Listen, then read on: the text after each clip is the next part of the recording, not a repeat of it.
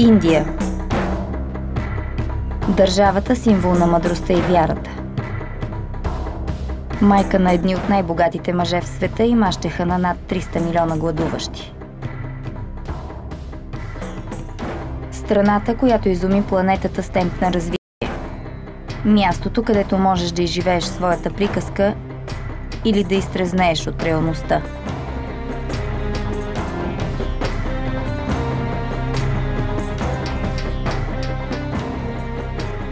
Да видиш столицата, която твърди, че обича децата си, и да говориш с родителите, които ги продават.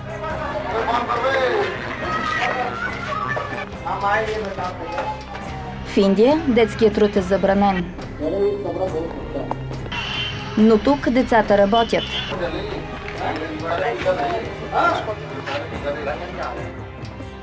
Милиони малки пръсти обшиват етикети за големи компании. Ей, така седяхме и шиехме. По 18 часа. Анонимни работници в денонощен труд за популярни марки. Никога не са ме хранили добре. Даваха ми остатъците. Деца, превърнати в оръжие на конкуренцията. Понякога припадахме от изтощение. Родители безпомощни пред глада. Дадох го за пари, гладни сме. Момчета пред избора между ограбено детство. Не съм се опитвал да избягам, но много момчета избягаха. Или погубен живот. Ако едно дете бъде убито от работодателя си, останалите се плашат и не мислят за бягство.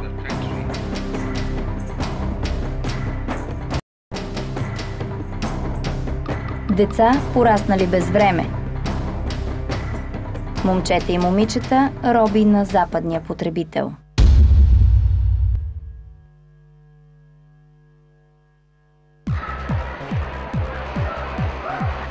Обикновено свързваме пазаруването с разтоварване.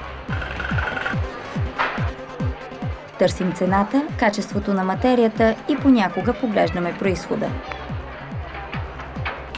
Обичам да ходя по магазините, разтоварвам се, дори понякога си оплътнявам и времето.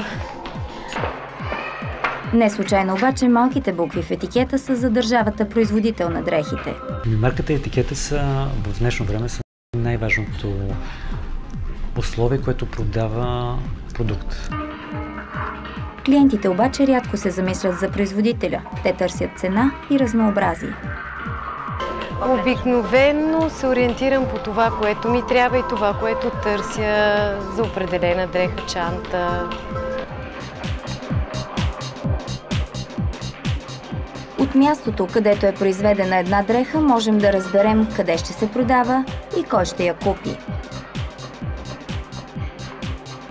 Повечето дизайнерски дрехи, например, са родени и се произвеждат в Европа. Те са скъпи и са синоним на начин на живот.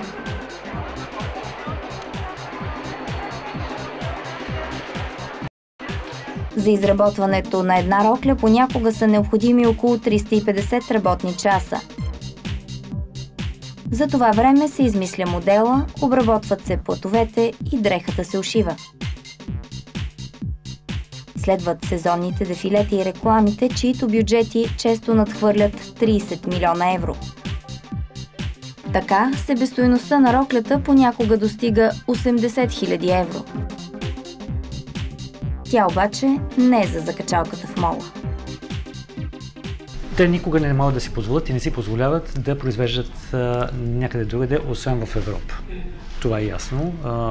Но там, примерно, говорим за купуване на едно мъжко сако от порядъка на 1500 евро. Какво ще се носи през следващия сезон? За това се грижат огромни дизайнерски екипи, маркетингови и рекламни специалисти, които определят вкусовете ни.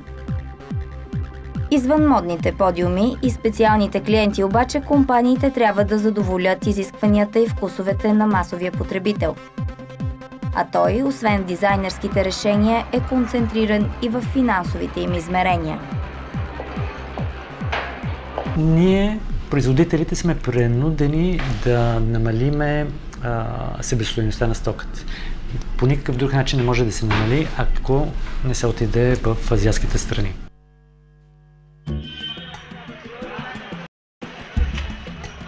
Азиатските страни са приютили главно производителите на спортни стоки. Това са компаниите, които се целят в масовия потребител. Говориме примерно едно спортно горнище, независимо от коя марка, говориме пак от известни марки, ти си го купуваш от порядъка на 80 до 100 евро, а там в Азия работната ръка и себестойността на това нещо те излиза от порядъка на 4-5 евро. Тъкан, работна ръка. Конкуренцията между компаниите, произвеждащи този вид стоки, е много голяма. По тази причина те имат огромни рекламни бюджети, които трябва да популяризират и наложат марката. Те подбират лица, на които се плащат много големи хонорари, за да могат да носят марки и да промотират тази марка. Така че другата част от тези 5-10 евро до 80-100 отиват в тази насока. $1,50 за маркова тениска. Страни като Индия и Китай очевидно могат да си го позволят. Те са най-големите производители на памук и най-бързо развиващите се икономики в света. Двете държави предлагат съчетание на ресурс и евтина работна ръка. За да намалят разходите до минимум, работодателите наемат деца. Любопитен факт е, че в справочниците на УНИЦЕФ за Китай липсват данни именно за работещите момичета и момчета. По официални данни в Индия броят им е 10 милиона, но според неправителствените организации те са между 60 и 110 милиона. Това означава, че всяко четвърто дете в страната работи. По тази причина Индия е сочена като столицата на детския труд.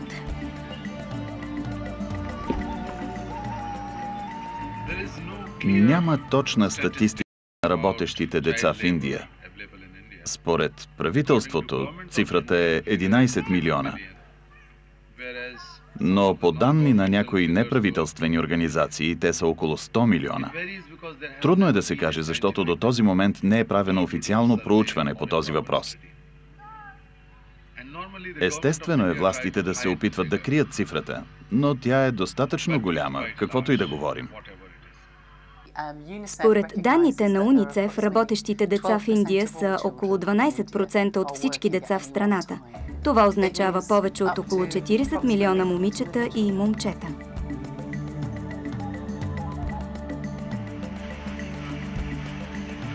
Работници, които получават малко пари и много насилие. Всичко това, за да отговорят на изискванията на западния потребител. Децата са безпомощни да променят съдбата си, принудени да работят от родителите си или заради кастовата си принадлежност. Част от тях са продавани, други изплащат дълговете на рода си, трети са отвличани. Повечето от тях започват да се грижат за прехраната на семействата си на 5 или 6 години. Милиони момичета и момчета принудени да дадат своя принос за икономическия растеж, който задължително изисква евтина работна ръка. Голяма част от текстилните фабрики в Индия са концентрирани в покрайнините на столицата, близо до големия пазар. Има няколко квартала, за които се знае, че в тях се шият дрехи. Най-популярните са Сарай Кале Кhaa и Гонда Чоук.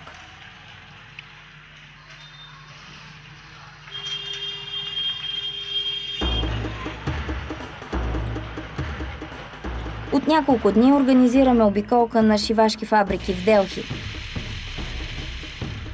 Хората, които ни водят, играят ролята и на наши представители в Индия, а ние сме от несъществуващата българска модна компания Витуша Стил. В новите си роли потегляме към района Сарай Кале Кhaa. Нашият водач твърди, че е успял да убеди управителите на фабриките, че ще им доведе големи и важни клиенти. Тръгваме само с скрита камера, а по пътя получаваме инструкции. Първо, не задавай много въпроси. Темата за условията на труд и кои са работниците е забранена. Второ, бъдете агресивни. Вие сте богати и претенциозни, а те имат интерес да ви спечелят за клиенти. Трето, крийте лицата ни, защото се страхуваме.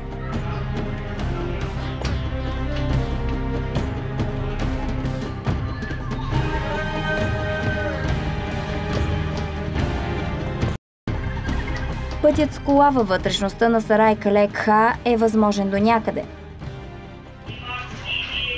Из тесните улици не може да се върви по друг начин, освен пеша.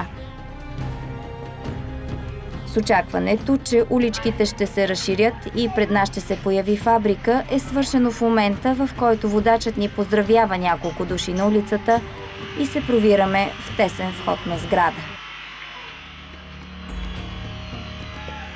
Заедно с водачите ни се катерим към първата фабрика, за да уговорим производството на дрехи за несъществуваща модна фирма в България.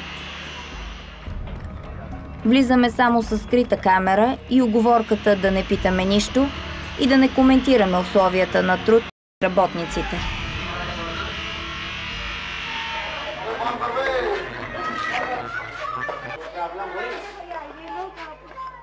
Оставяме нашите мними представители да обяснят какво ни води във фабриката и какво търсим.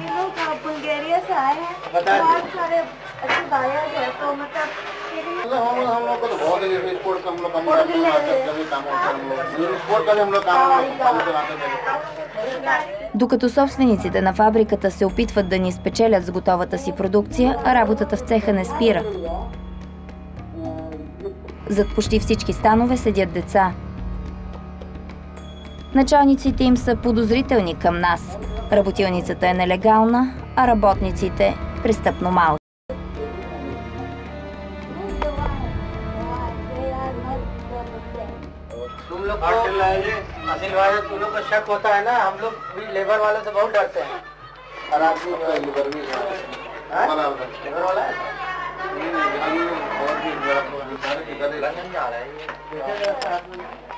Водачите ни се опитват да разберат повече за това къде отива продукцията.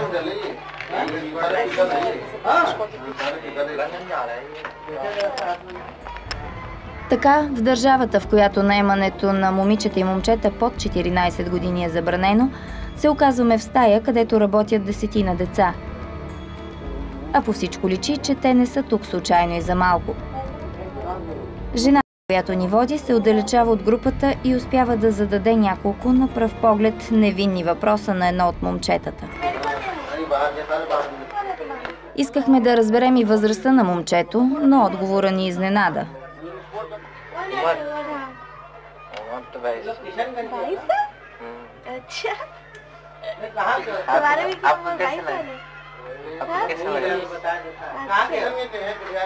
Впоследствие ни обясниха, че момчетата се страхуват да признават годините си, защото са научени, че ако споменат цифра по-малко от 14 пред непознати хора, ще бъдат наказани.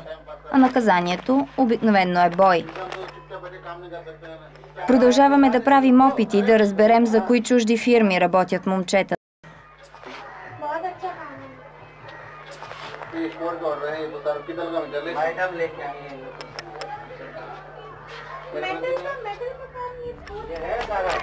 Шефът е човекът, който се появява рядко в манифактурата. Управителите знаят само първото му име. Системата, по която действат, е проста. За един собственик работи мрежа от цехове с съответните отговорници или по-дребни собственици на шивашки ателиета. Те намират и наемат работници, следят за качеството и бързината на работа, а когато се налага, бият.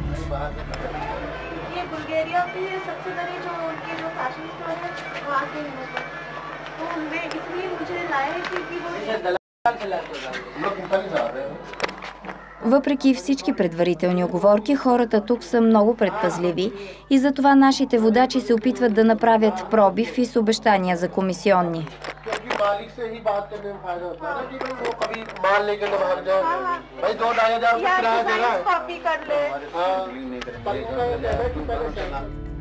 Голяма част от продукцията на тези фабрики е за вътрешния пазар. Когато се наложи обаче, те работят и за големи компании. В подобни цехове скъпи, световно известни марки дават дънки за бродерия, тениски за пришиване на маниста, якета за апликации. Всичко, което изисква допълнителна ръчна обработка. Работа, която могат да вършат единствено малки пъргави пръстчета. Причината хората тук да са толкова предпазливи е последния скандал, който избухна в подобна фабрика в края на 2007. Тогава журналисти, разследващи детския труд, се натъкнаха на продукция на компанията за спортни стоки ГАП. Това не е първия подобен случай, но е най-скорошен. Затова, въпреки предварителните уговорки, удряме на камък.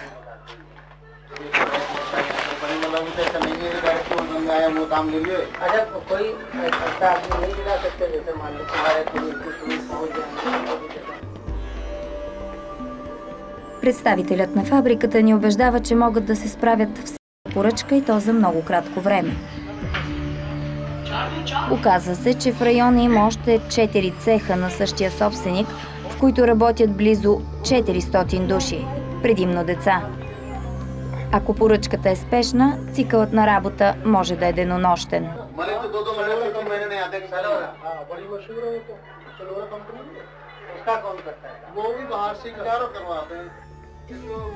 Индийските партньори на несъществуващата фирма Витоша Стил предлагат да разгледаме и другите цехове.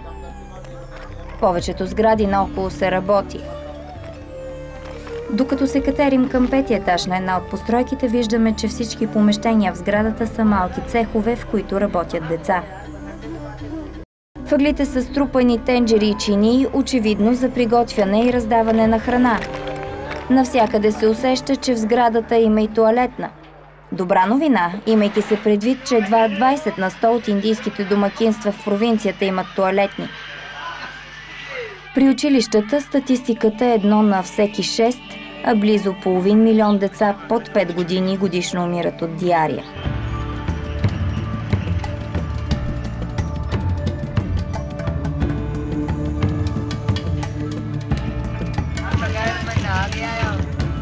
Между пазарлъците за стоката, която уж искаме, пробваме да съберем и повече информация за работниците във фабриките.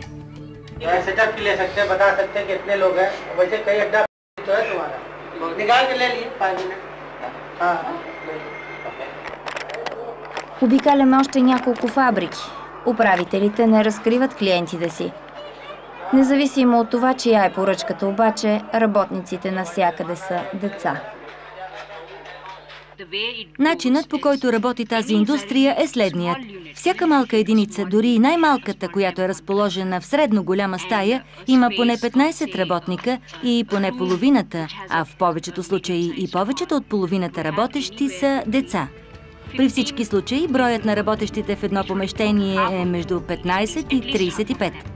Няма съмнение, че всички деца са жертва на трафик, защото нито едно от тях не е на минималните години за работа, нито едно от тях не взима заплата, нито едно от тях не получава дневна или месечна надница. Това се получава, защото детето се представя като начинаещо. Евентуално му се дават по 20 или 60 рупии на седмица. С 20 рупии може да се купи килограм ориз или брашно и никой в Индия не може да преживява с тези пари седмично.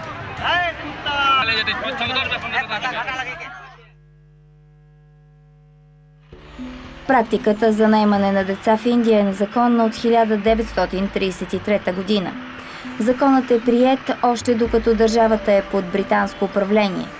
Никой няма право да наема за работа деца под 14 години, а текстилната индустрия е посочена като един от отраслите, които са опасни за подрастващите.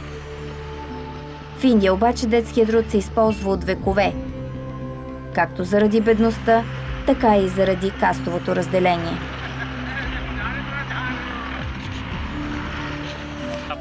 Защо работодателите предпочитат деца? Защото те могат да ги карат да работят по 16, 17, 18 часа. Никой няма да отиде да ги пита защо. А освен това им излиза без пари. Детето не ходи да задава въпроси. Защо не ми плащаш? Собствениците на фабрики са много умни. Те му казват: ти си нов. Първо трябва да се научиш как да работиш, а когато започнеш да се справиш, аз ще ти дам заплата. Добра заплата. Какво означава това добра заплата? 300-400 рупии. 1, 2, 3 години. Ти си много нов, ти си много нов. Без заплата. Ти не си много добър работник, не си много добър професионалист. Добре, ето ти 50 рупии за разходите ти, върви и яш. Не повече от 50 до 100 рупии на седмица. Колкото до работното време, можете да питате. 14-16 часа и то при много лоши условия. Няма чиста вода, въздухът е замърсен, а храната, Господи, ужасна.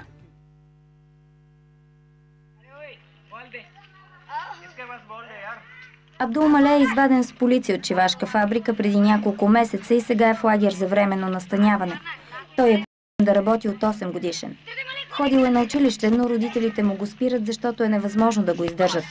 Те го пускат да отиде в Делхи с хора от селото, които им обещават да го заведат на добро място, където да изкарва пари и да праща вкъщи.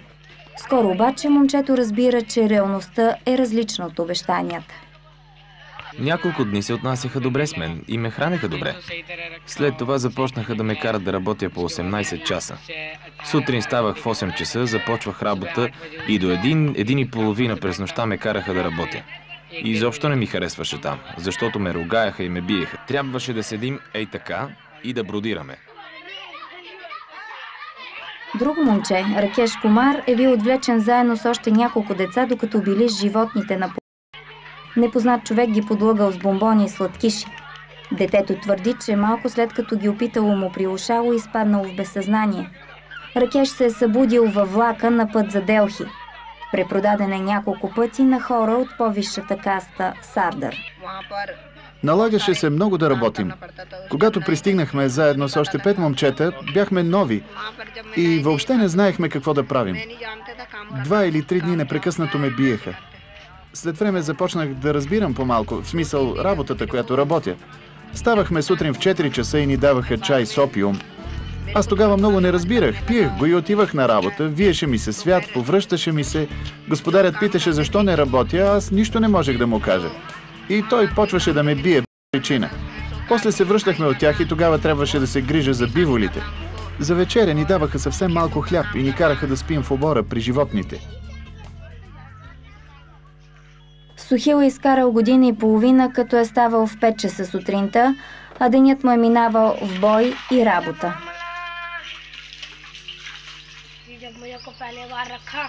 В началото, като ме дадоха там, те се отнасяха добре с мен. Изкара година и половина, но един ден от студа ме заболя ръката и не можех да работя. Тогава те ме набиха. Един път имаше силна буря и ние останахме вкъщи. Господарят беше отишъл до магазина. Вечерта сигурно си оставил портфейла на перваза. От бурята той беше паднал под на трактора. Сутринта отидох да помета, видях го и си казах, откъде ли е паднал този портфейл. Отидох да го дам на господаря, а той ме обвини, че съм го откраднал. Викаше ми крадец такъв. А после ме изгори по врата с едно горещо желязо за наказание. Още имам белег. Ето тук, на врата.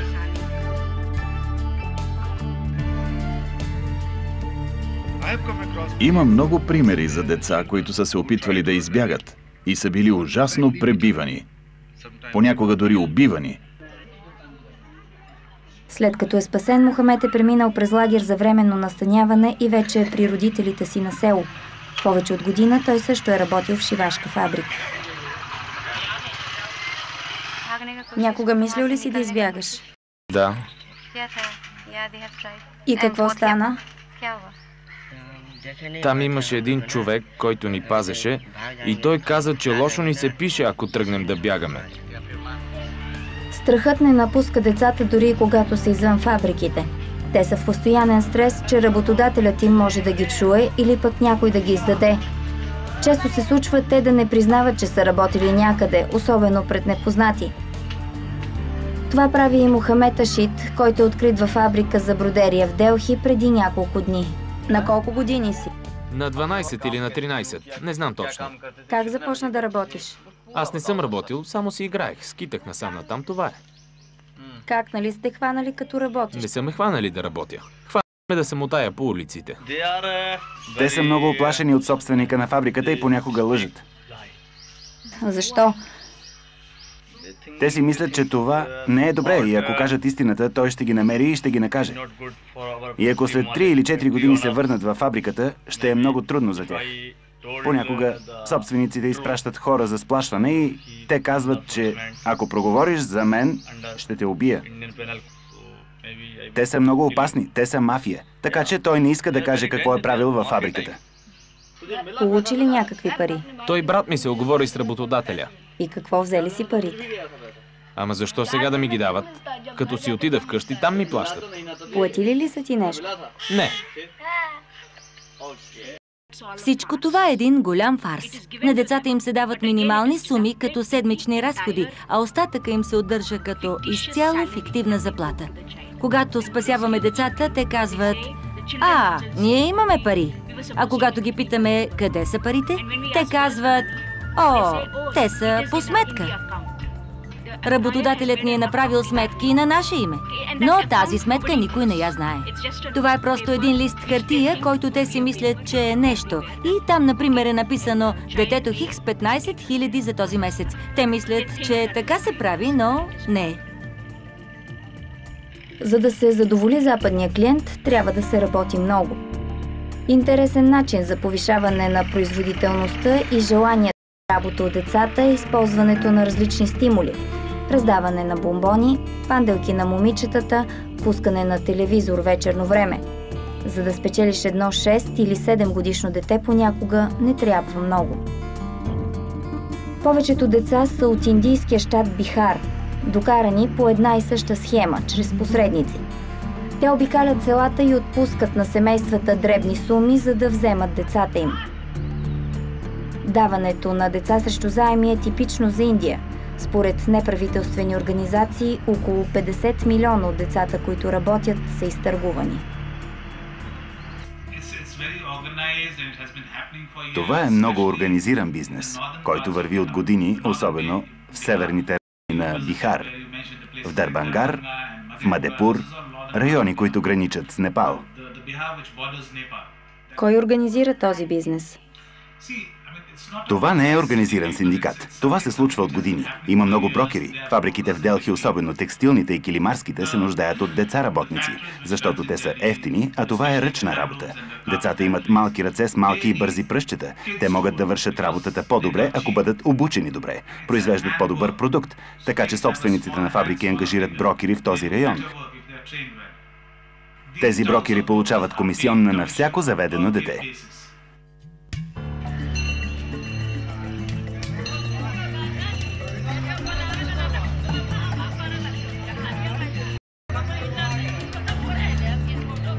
Докато обикаляхме шивашките фабрики в Делхи, със сигурност разбрахме едно нещо. Повечето от евтините работници, заети в текстилната индустрия, пристигат от един и същ район на Индия.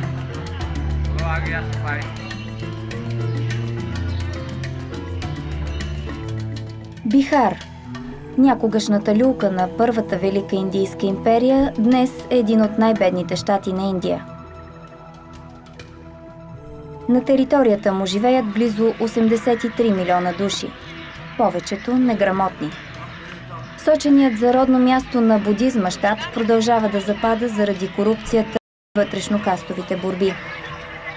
Отвличанията и изнудванията са ежедневие. Организирани банди периодично инсценират пътни инциденти или ремонтни работи, за да нападат и ограбват коли и автобуси. Години наред щатът поддържа репутацията си на най-опасното място в страната. Районът е основният донор на детска работна ръка за текстилните фабрики в Делхи, памуковите полета на Гуджарат и Андра Прадеш.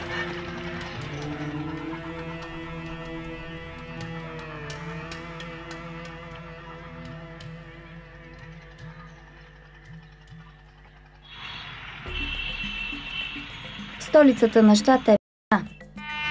Гарата в града е мястото, откъдето децата потеглят за всички части на Индия. Ние тръгваме по обратния път, към селата на север. Излизането от града става през лабиринт от тесни улици, задръстени от рикши и народ. На фона на хаоса, шума и блъскането обаче градът изглежда като замръзнал назад във вековете. Дори и шосетата тук се правят на ръка.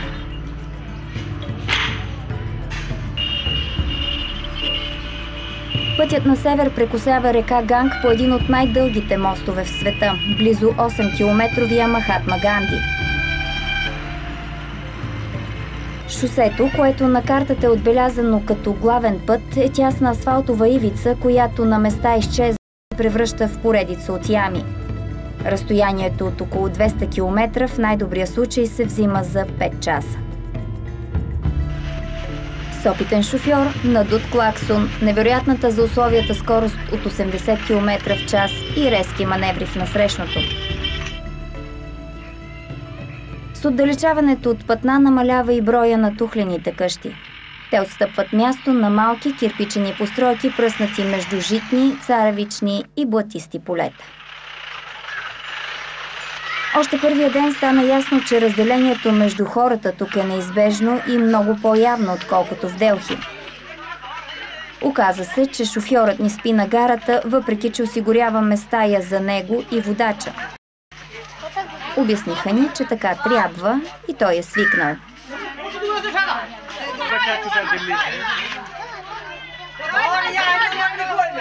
Към границата с Непал останките от път се губят всеки изминат километър, а голяма част от полето е залято с вода.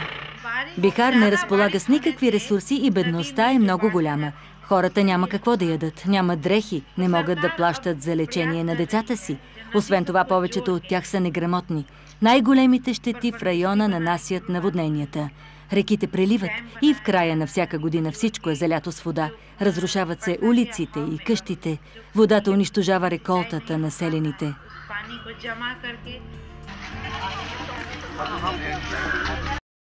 Бихар изглежда забравен от правителството, оставило остатъците от инфраструктура на доизживяване. Заради ежегодните наводнения, възможностите за препитание на хората са ограничени. В същото време, щатът е изключително гъстонаселен. Раждането на много деца е характерно за бедните семейства, особено в отдалечените райони. Причината е, че повечето от тях обработват всичко на ръка. Те вярват, че повечето деца, повечето ръце в семейството означава и повече работна сила. Така че по-голямо семейство означава повече продукция. Това е техният начин на мислене. Те искат да имат още и още деца. И ако имат син, са щастливи, защото момчетата са по-силни. Всичко това превръща Бихар в перфектния донор на евтина работна ръка. Пътуваме към границата с Непал.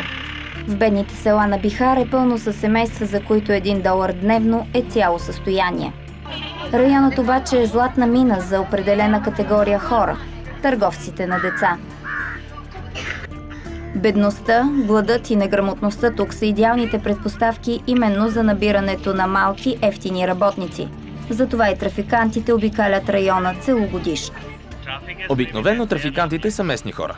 Те не идват от друг щат, защото ако са от друг район, родителите не биха им повярвали. Така че трафикантът се сближава с семейството, идва и казва: добре, 7 деца. Ако ти харчиш всичките си пари за по-големите, какво ще остане за по-малките? Схемата е популярна като заем срещу дете. Трафикантите имат повече информация от социолозите, имайки се предвид, че в Индия никой не знае точната бройка на родените деца. По данни на УНИЦЕФ, едва 2% от децата в Бихар са официално регистрирани. Останалите са родени по къщите и никой не знае за съществуването им. С изключение на търговците на деца. Помниш ли кога е роден синът ти? Когато имаше голямо наводнение. Голямо наводнение имаше през 87-ма. Каква година има наводнение? Тя сигурно говори за това от 87-ма. Тя не знае. Не помниш ли?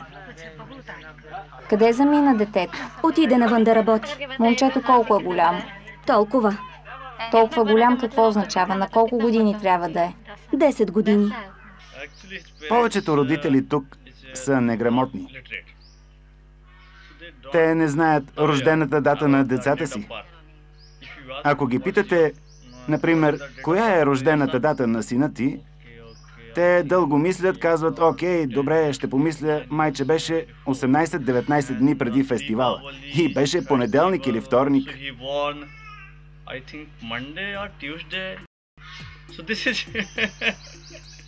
Това е системата. Много от трафикантите обикалят от къща на къща и събират информация колко деца има семейството, на каква възраст, от какъв пол, какви са доходите на родителите, склонни ли са да пуснат децата си да работят. И когато получат поръчка от работодателите да осигурят определен брой деца, те реагират мигновенно. Трафикантите се знаят. Това е система. Те винаги се сближават с работодателите и казват: аз ще докарам деца от селото. Колко искаш? След това те предлагат 300-400 хиляди рупии за дете и те отиват да намират деца. Това е бизнес. Това е изцяло бизнес. Понякога дават някакви пари на родителите, но обикновено дават празни обещания. Разказват им цветни приказки и им казват, че детето им ще печели доста пари, че ще бъде много щастливо, а повечето от родителите дори нямат представа за разстоянията. Много от тях никога не са пътували с влак, дори не са се качвали на автобус, за да отидат някъде.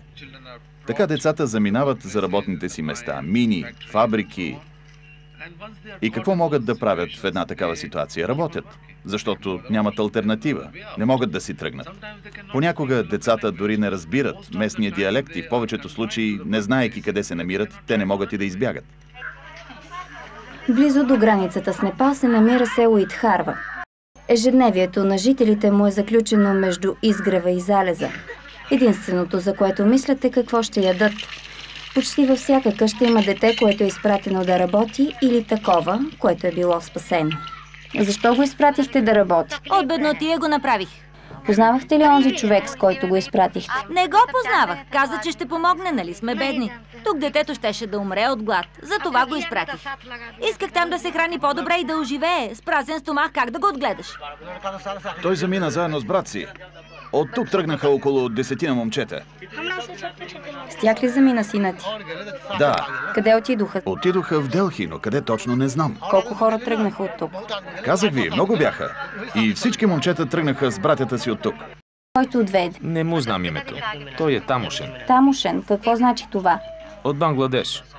Какво ти каза, като те отведе? Какво ти каза, че ще ти даде? Каза ми: ела с мен, ще изкараш пари. И къща ще ви дам, дрехи ще ви дам и ще ви давам пари за път, като си ходите вкъщи. Ай така ми говореше, като ме взе. Колко взе за него? 400. Какво направи с парите, които взе за сина ти? Ами изядохме ги. Парите нали са за това? Как, родила си го и си го дала за пари? Тежко ми беше, ама принудена бях да го направя по неволя. Парите, които тази жена е получила за сина си, са равни на около $10, с които могат да се купят общо 20 кг ориз. Начинът, по който се взимат децата, е един и същ. Обещанията също. Всички ще са доволни, детето ще е щастливо. И хората вярват. Миналата седмица участвах в една спасителна операция. Извадихме 60 деца от една фабрика. От тях 55 бяха взети от един и същи район на Бихар. 55 деца бяха взети от 3 села, които са в непосредствена близост.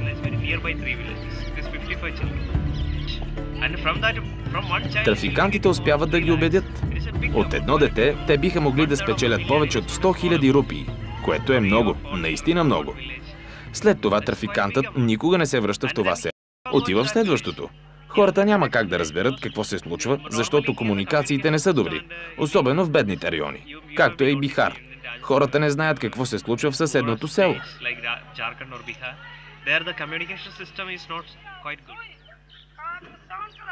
Рано или късно родителите се примиряват с това, че никога няма да получат обещаните пари за детето им. Тогава остава надеждата, че то поне ще се върне, за да помага за прехраната на село. Много често обаче децата изчезват завинаги. Детето беше толкова голямо. Откакто замина, минаха 7 години станаха. Още колко деца имаш? 8 деца имах. Къде са останалите? Някои са на бамбука, на работа са. Колко години е най-големия ви син? Трябва да е вече на 30. А най-малкия? Най-малкият ще да е на... Ето този е. Вие на колко години сте? Аз ли? На 40. Най-големият ти син е на 30, а пък ти на 50 съм тогава. А знаете ли коя е столицата на Индия? Мадвани. Делхи.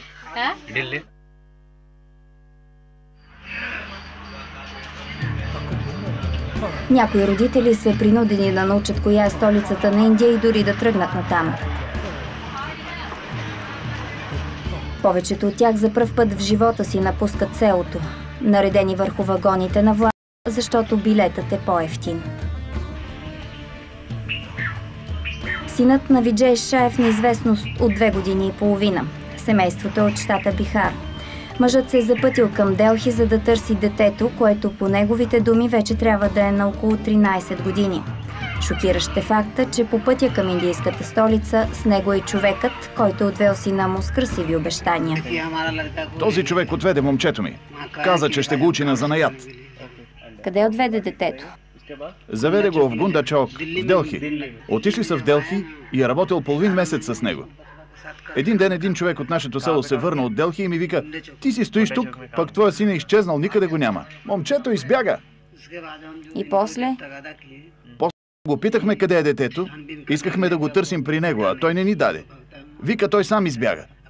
Отидохме да го търсим, а той ни наруга.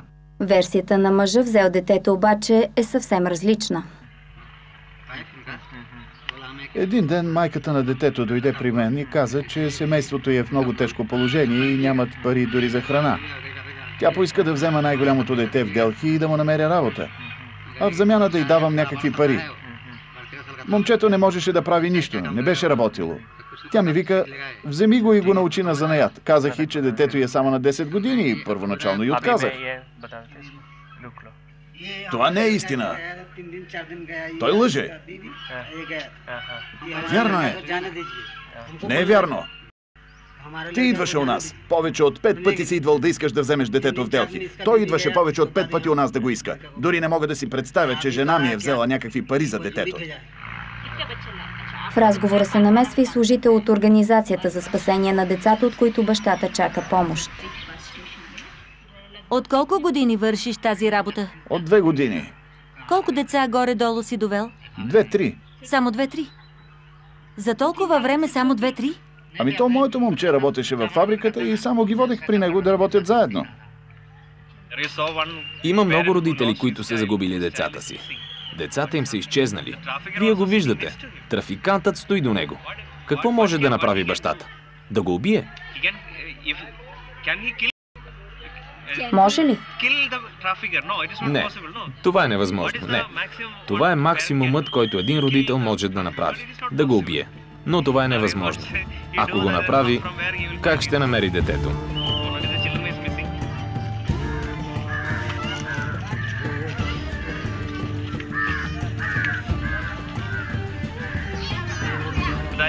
Родителите са безпомощни във всяко едно отношение.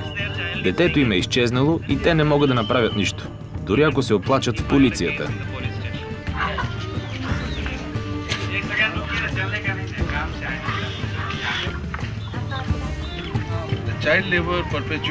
Децата продължават да се използват като източник на работна ръка. Винаги се е дължало на няколко фактора – социални, културни, икономически фактори. От значение са и законите, социалното самосъзнание, кастовата система и, разбира се, търсенето. Търсенето на евтина работна ръка е ключовият фактор. Той идва от работодателите, които искат да намерят възможно най-евтината и ефективна, най-отчаяната категория от работоспособни хора. И те намират децата, които могат да свършат тази работа.